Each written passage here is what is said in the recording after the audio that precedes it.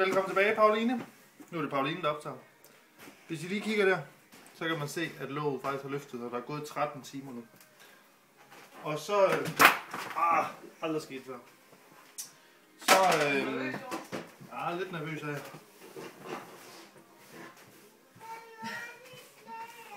Jeg kommer lige skidt på det. Det er simpelthen aldrig sket før det her. Nå, Pauline, prøv at kigge her. Prøv at filme der. Ja. Det her, det ser rigtig fornuftigt ud. Det er måske lige havde en anelse for meget for en 3 timer siden kiggede jeg til den, og der var den faktisk perfekt. Ja. Men der fik jeg ikke lige gjort med det. Men så, nu kommer det der med, hvor meget vand skal der i. Der skal så måske et eller andet sted mellem 1 og 4 dl i. Og det er sådan der, jeg lige mærker, hvor meget skal der i. Og den her, jo mere det hæver, jo mindre vand må jeg faktisk putte i. Så nu fordi det er hævet så lidt og virkelig blevet så meget lint, så kan det ikke op til så meget vand. Så den her, den får simpelthen 1,5 dl. Lige præcis. Det kan jeg sige. Yes. Så kører vi her i. Så starter vi vægten. Og et halvt kilo økologisk brugkerner.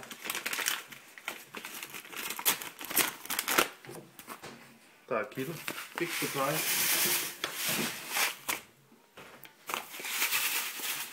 Så et halvt kilo. Og så en 75 gram solsikkekerner eller noget lignende. Og det samme med hørfrø. Og græskarkerner, der putter jeg nok 25-40 gram eller sådan noget. Det er det, der lige passer.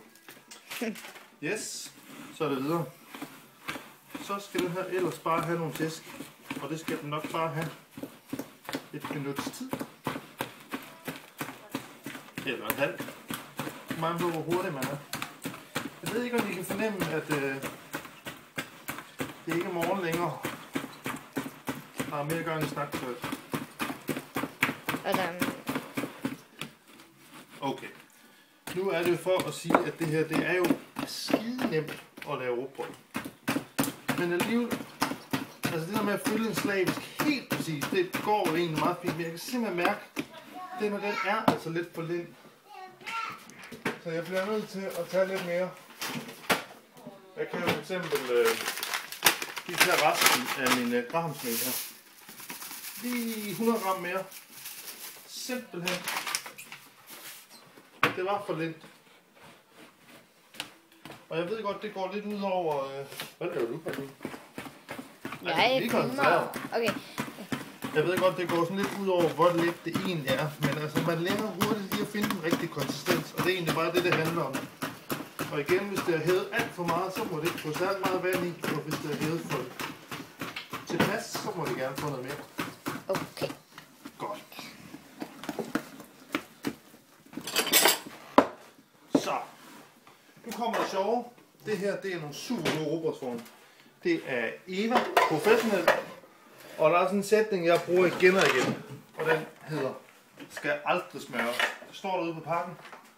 Men jeg smører dem hver gang. Og det har jeg gjort hjemmefra. Jeg ved godt, det virker meget. Men hvorfor gør du det, når det er, at man ikke må? Ja, fordi at de ikke er så gode, som de har lovet. De er lynhøjde, men jeg vil faktisk gerne se, det kan godt være, det er sådan lidt...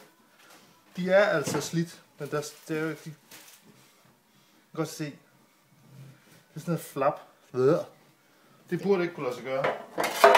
Men jeg må jo prøve at reklamere over dem igen. Det er lykkedes et par gange at få dem byttet. De beklager meget. Det er også skidt.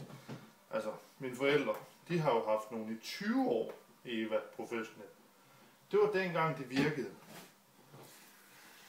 Der var det bare super. Nå, men så skal det så ellers bare over i 3 former, og det her det er sådan nogle 3,3 liters former. Og det passer altså til den her portion. Den første, der ryger det bare let ned.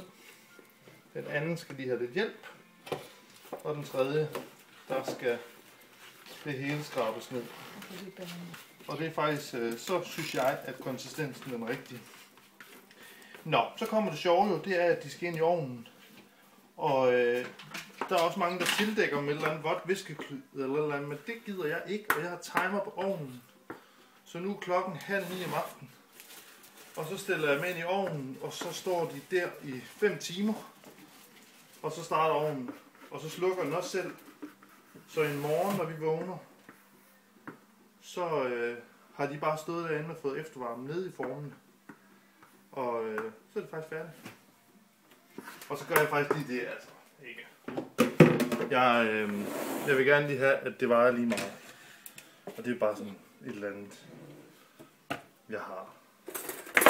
Og det behøver I jo egentlig ikke underholdes med. Altså. Det er der faktisk ikke nogen, der behøver underholdes med. Men det er jo altså...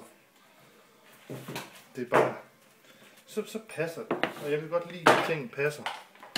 Går lige op. Det er løgn. Det er rigtigt. Det er løgn. Det mener du ikke? Det kender vi ikke noget til. Nej.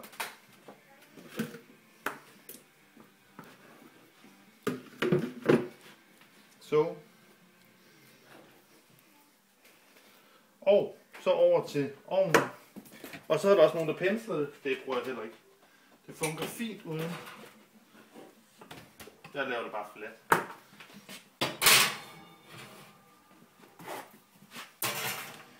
Ind i ovnen, og tænder den. Og så den her smarte timer. Den siger jeg så lige, at den skal slukke en gang ved 7-tiden. Nej, ved 3-tiden må jeg hellere sige. Og... Ej, det skal jeg gøre på den her side af. Og den skal... Ej, det er fuldstændig forkert, det jeg gør. Det er fordi, jeg skal stå på den anden side, og så skal jeg ikke finde ud af det. Sådan, nu går det meget bedre. Det er altså den her vej, jeg plejer at gøre det fra. Så først sige, hvornår den skal slukke. Og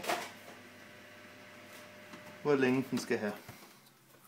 Den slukker den om 7 timer, og den får i alt 1 time og 40 minutter ved 175 grader varm luft over.